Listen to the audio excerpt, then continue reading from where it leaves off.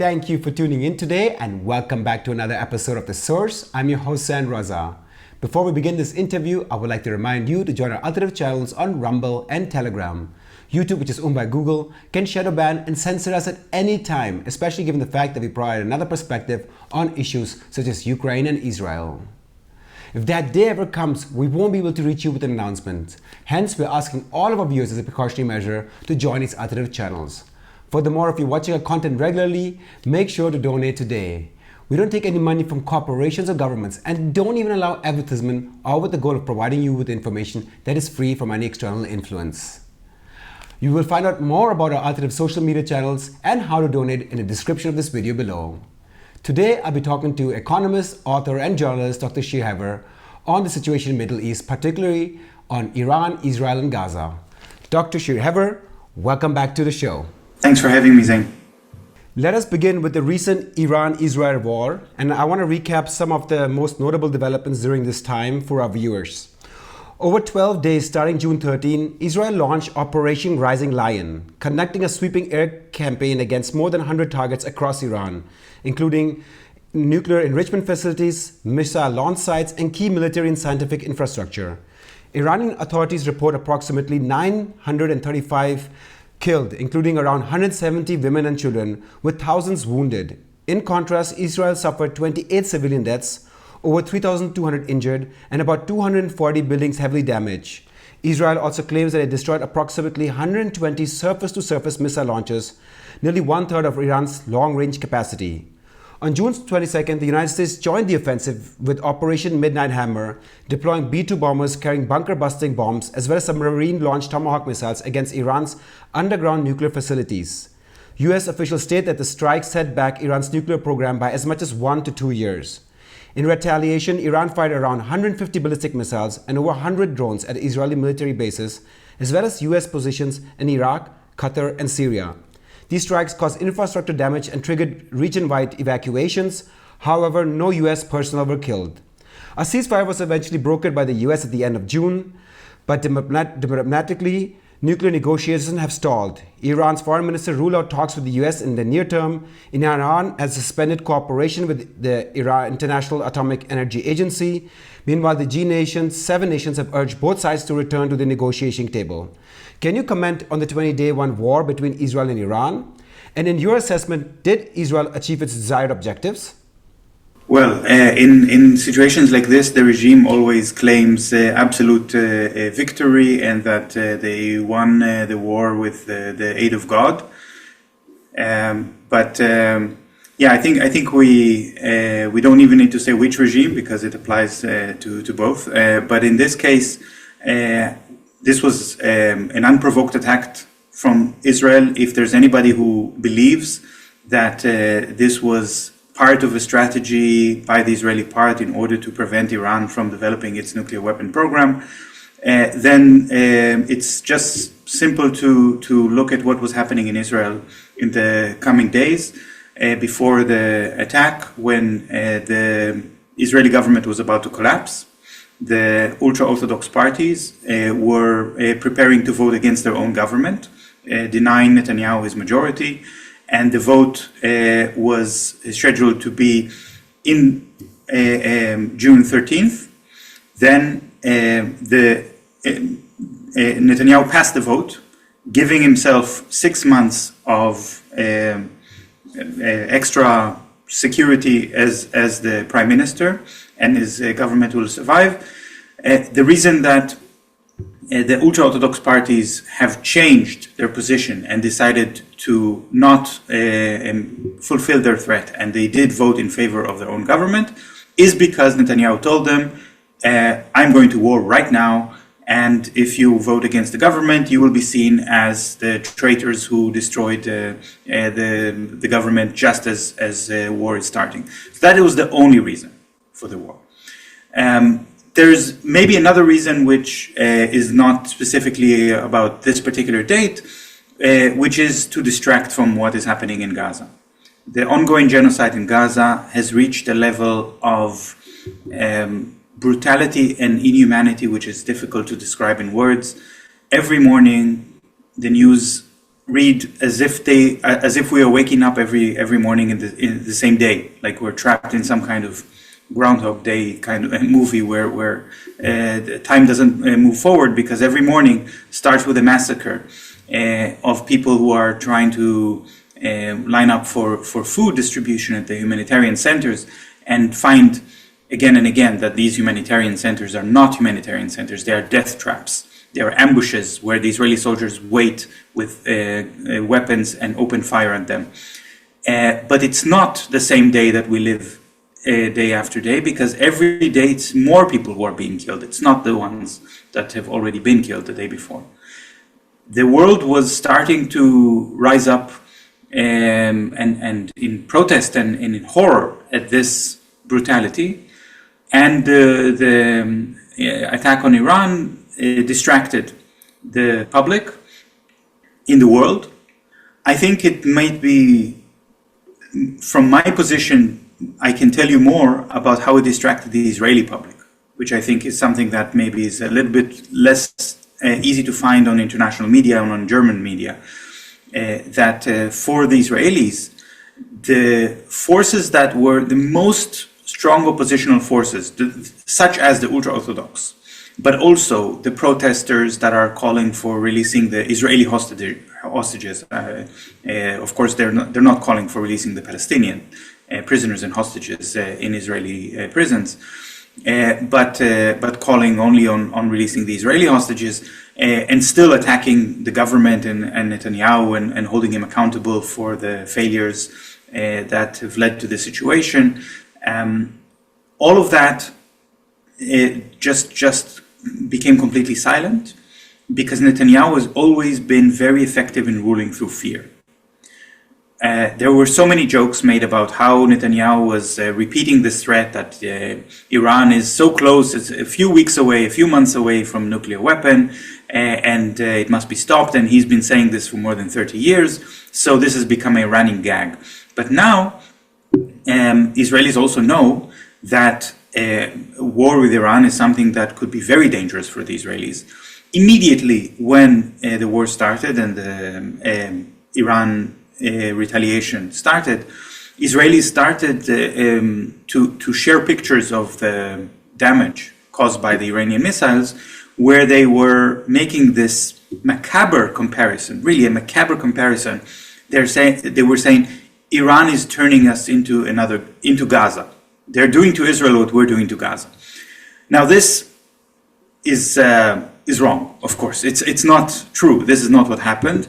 What's happening in Gaza is a mass-scale genocide. It's the largest, most intensive killing of children and most intensive killing of journalists in every recent war, or in terms of journalists, it's actually even more than the Second World War, so any war in history.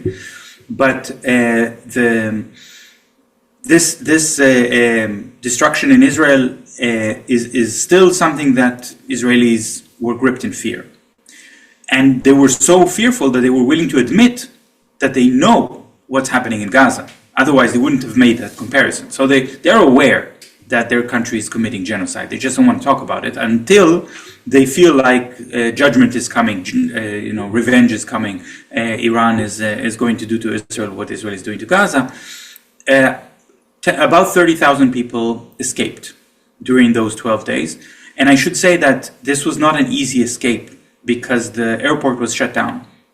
And the Israeli government was saying that it would be very dangerous for Israelis to try to leave through Jordan or through Egypt.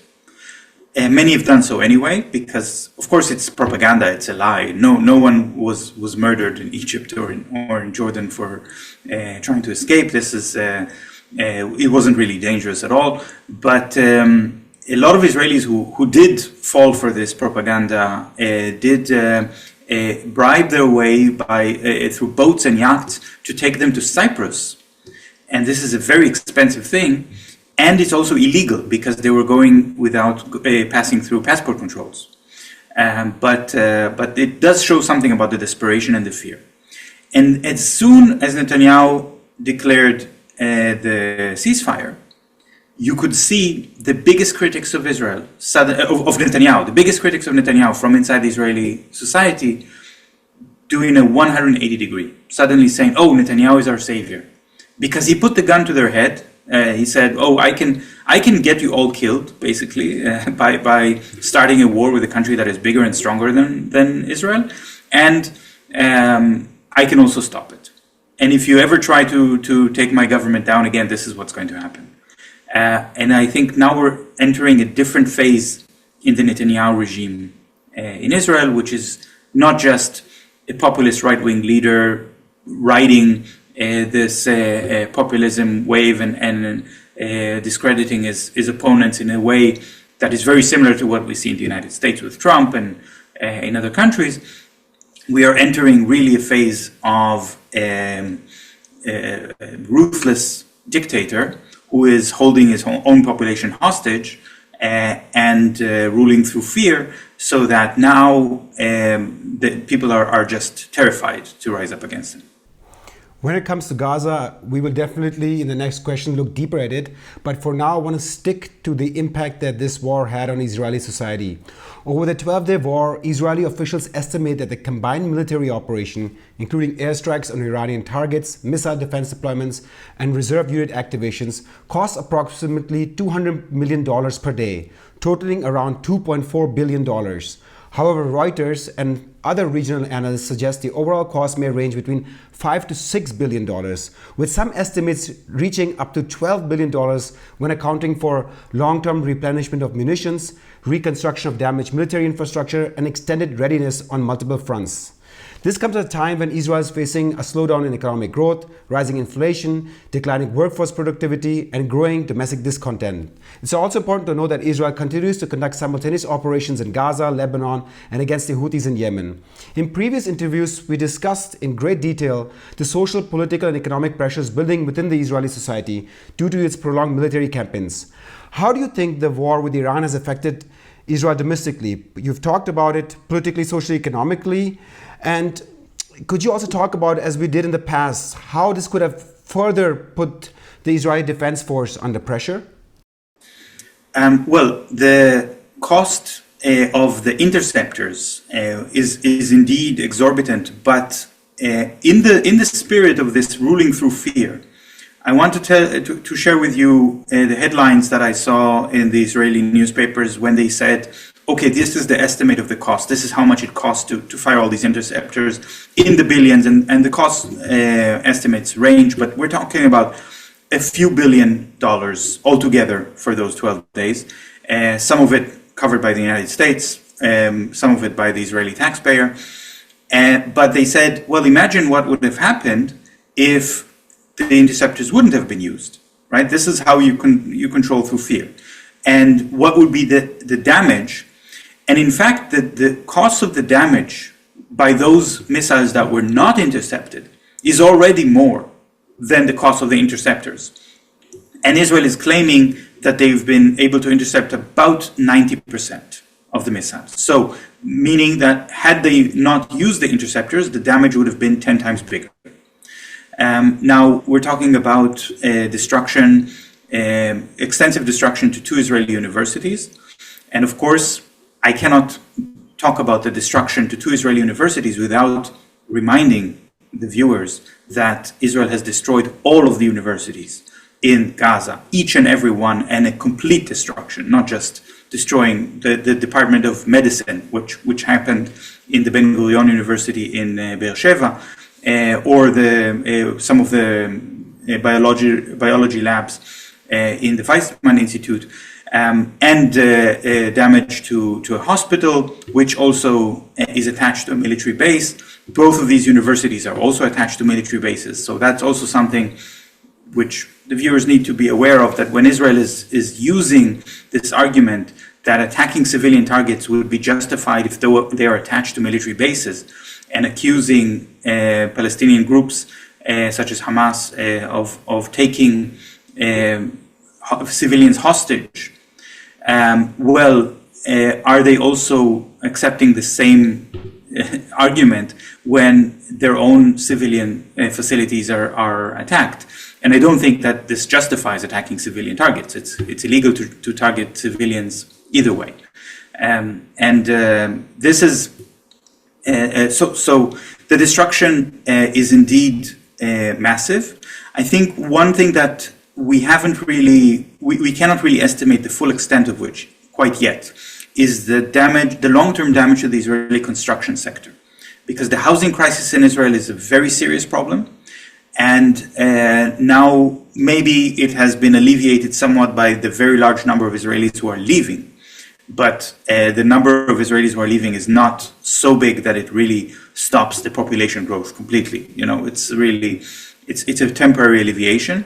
And the only way to deal with this crisis is to build a lot of apartments. Israel doesn't allow Palestinian workers from the West Bank to work in the construction sector as part of the sanctions and the ethnic cleansing and the destruction of the Palestinian economy in the West Bank. Also something we're not talking enough about. And so now both China and India recalled their construction workers from Israel because it's dangerous. Now, are the workers going to come back now that there's a ceasefire? I'm not so sure. And if not, then the Israeli construction sector is destroyed, or at least frozen completely. So this is really something that we don't know yet. What is the extent of the harm it will do to the Israeli economy? And of course, we can see a lot of investors who have been following the advice of the credit agencies like Moody's and Standard & Poor. And those credit agencies said, if the war in Gaza will escalate in the Middle East and more countries will become involved, especially if Iran becomes involved, then we will certainly lower Israel's credit rating immediately. And they failed to do so because they often fail to do their job as credit agencies. So the investors now know that the advice of the credit agencies is completely unreliable and based more about pro-Zionist sentiment and Israeli propaganda than it is about actual economic assessments. And what about the Israeli military? Do you think it's now in a very precarious situation? Because it made the claim that it won the war and it is now stronger than ever before and it is able to defend its population should another war break out. You've been following the Israeli military very closely. How do you assess their state? Well, the question is, in what kind of technology era are we living? Some people believe that we are reaching this kind of science fiction dystopia in which a very small number of soldiers with very advanced weaponry, with jet fighters and spyware and surveillance equipment and so on, are able to control entire populations. Once we reach that level, then it's not just a dystopian future for Palestine, it's a dystopian future for us as well in Germany, because no democracy can survive under these conditions of technological superiority by a handful of non-elected people. I don't think we are there yet. I think that this is part of the propaganda again. Let's remember that the Israeli commander-in-chief, Eyal Zamir, appealed to the Israeli government and said, we need a ceasefire in Gaza. We need to shelve all of the ideas about conquering Gaza permanently and keeping it under occupation, because there are simply not enough soldiers. Simply not enough soldiers. You cannot conquer territory with the Air Force. You need ground troops, and Israel doesn't have them. And he said, either you give me more soldiers, meaning the ultra-Orthodox, or the state of Israel will come to an end. Those are his words. The state of Israel will come to an end. Now, once he made that statement, the public outrage among the Zionists against the ultra-Orthodox reached levels that in any other country you would absolutely call this an anti-Semitic wave of hatred against the ultra-Orthodox. How dare they not participate in the ongoing genocide? How dare they not go to the military and commit war crimes on a daily basis? The ultra-Orthodox on their side are saying, well, we are really feeling under attack. We are not safe. And we will only stay in the Netanyahu government if it will legislate a law that will clearly define our right to be exempt from military service. And when Netanyahu failed to live up to that promise, that's when the government was going to fall.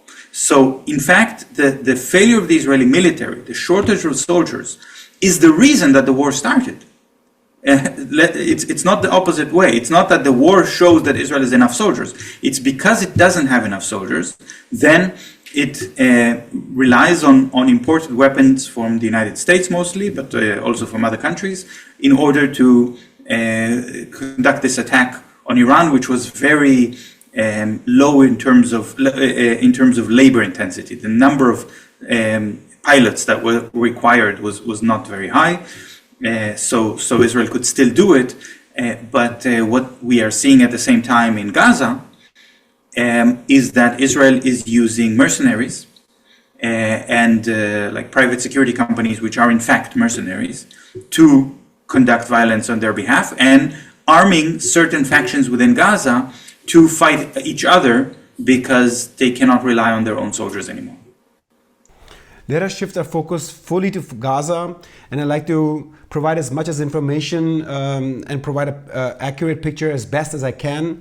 Since October 7, 2023, over 57,000 Palestinians have been killed and more than 132,000 injured by Israeli military operation, most of them women and children, according to UN sources. In just the past 48 hours, over 300 Palestinians were killed, including at least 73 people were shot while seeking aid at the Gaza Humanitarian Foundation sites. There are credible reports from Israeli newspaper Haaretz, as well as the Associated Press and the United Nations and other aid groups, that Israeli soldiers were ordered to fire on crowds at the US-Israeli controlled aid points. Since late May, this has reportedly led to over 600 deaths and 4,200 injuries. Meanwhile, Gaza is on the brink of famine. 2.1 million people face extreme food insecurity. Hundreds of thousands are in emergency or catastrophic conditions. Over 18,000 children have been treated for acute malnutrition this year alone. Despite this, a glimmer of hope came on July 2nd when US President Donald Trump posted on Truth Social, quote, Israel has agreed to necessary conditions to finalize a 60-day ceasefire. I hope for the good of the Middle East that Hamas takes this deal because it will not get better. It will only get worse, unquote. In the German media, Israel's offensive is largely framed as an effort to eliminate Hamas. Yet many independent analysts argue the true objective is ethnic cleansing and the permanent displacement of Palestinians. In your view, is the goal of destroying Hamas still realistically achievable at this stage? And on the other hand, how realistic is Israel's deeper objective of ethnically cleansing Gaza?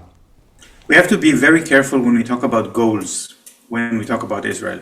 You mentioned that soldiers were ordered to fire at the humanitarian centers. This is not true, because in fact, the soldiers are giving a free hand, and they cannot later say we were just following orders. They're making a choice to kill. I think a lot of the soldiers are killing for fun, or are killing because they see that this rush and bloodlust that they receive from committing those massacres as their reward for a very long and tiring military service. So it's not exactly about goals. Also, I think that the Israeli plans on how to ethnically cleanse Gaza and how to settle it with Jewish settlers and how to eliminate the population in various ways are all contradictory. There is no clear plan. There are many, many contradictory plans. Everyone comes up with their own plan. The government refuses to say if they have any kind of plan, which they choose among all the others. They tell the families of the hostages, of the Israeli hostages, our plan is to release the hostages. But the families are saying we see absolutely no evidence of this. There doesn't seem to be any effort by the Israeli government to obtain the release of the hostages. And many are saying it's not in Netanyahu's interest, actually, because that would entail the end of this war, and then there would be elections in Israel, and he doesn't want that. So it's difficult to talk about goals. I want to talk first of all about what actually happened in this war with Iran and how it affected Gaza, because Israel sent the Air Force to bomb Iran, and for various technical reasons, the pilots don't drop all of their bombs when they fly to Iran. It's not like you take a certain number of bombs and each bomb has a designated target and you drop all these bombs on the designated targets and fly back. That's not how it goes exactly. In fact, the pilots drop some of the bombs and return. And as they returned, their planes were still full of bombs, loaded with bombs. And it is considered dangerous for a jet fighter to land when the bombs are still attached.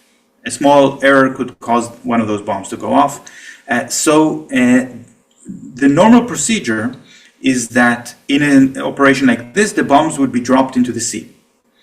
And I mean, let's put aside the horrible ecological consequences of this and the destruction of sea life, because even though these are important things, human lives are more important, in my opinion. And I think that the fact that the pilots didn't do this time, they didn't drop their bombs into the sea. In fact, they dropped them all on Gaza just blindly, just without looking.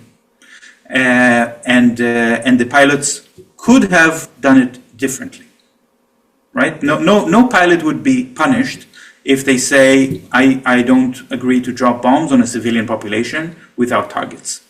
But they were all very happy to do exactly this.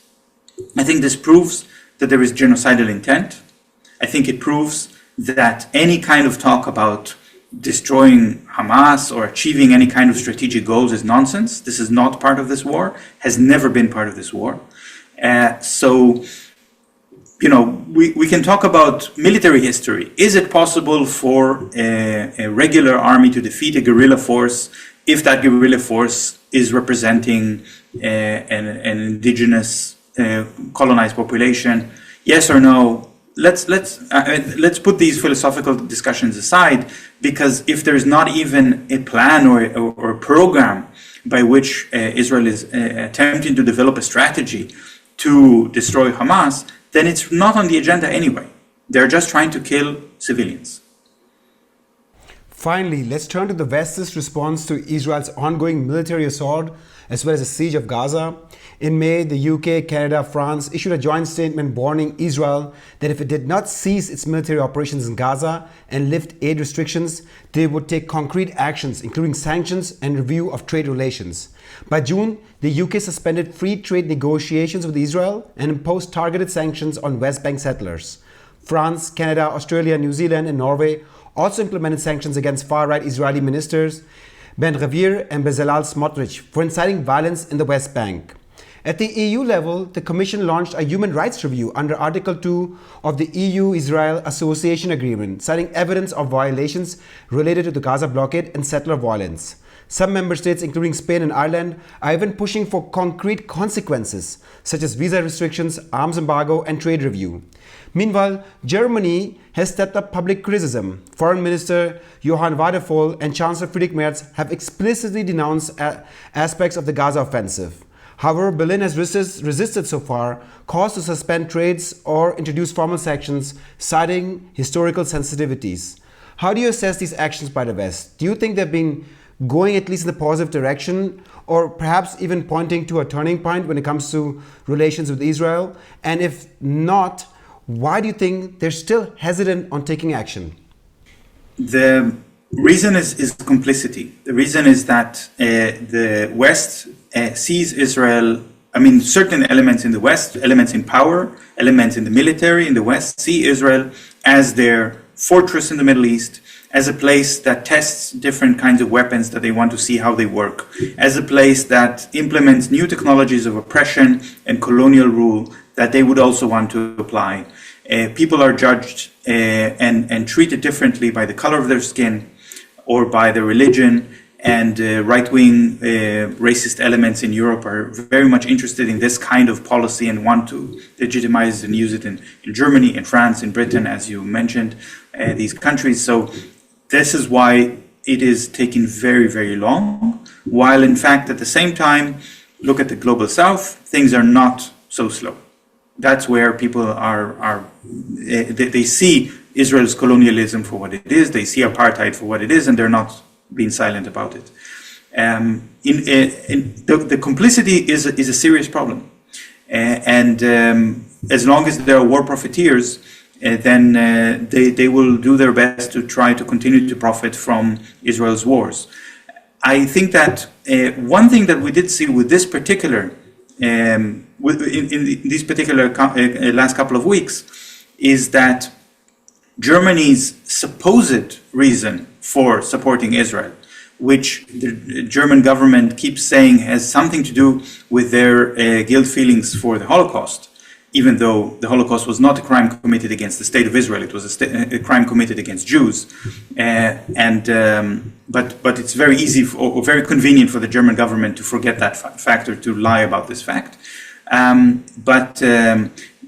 When Friedrich Merz said, Israel is doing our dirty work, this quote, I think, shows that it exposes the real reason why Germany is supporting Israel. It has nothing to do with the German Nazi history. It has everything to do with Germany wanting to exert pro-European, pro-German policies on the global south to project power into the Middle East.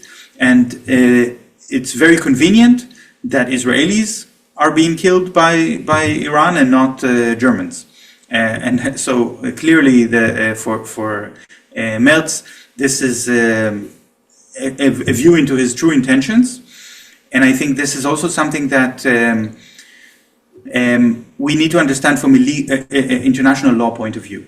Because if Merz is giving Israel a license to commit genocide, and he's openly saying something like this, then he's taking some responsibility for the crimes committed by Israel. There will be accountability for this. If European states fail to implement international law and allow Israel this level of impunity, then they are undermining the whole system of international law, of course, as UN experts such as Francesca Albanese have said many times, but they are also putting themselves at legal risk because they are complicit in crimes. Dr. Shir Hever, author and economist, thank you for your time and assessment today. Thank you, Zain. And thank you for tuning in today. If you watched this video until the very end, please take a few more minutes to find out how you can support our journalism. Journalism that uncovers information that you just won't hear in the corporate media. Especially during the summer months, we require your support more than ever before, as our donations are dipping, despite the fact that our viewership and subscriptions are rising. I thank you for your support and for tuning in. I'm your host, Zain Raza. See you next time.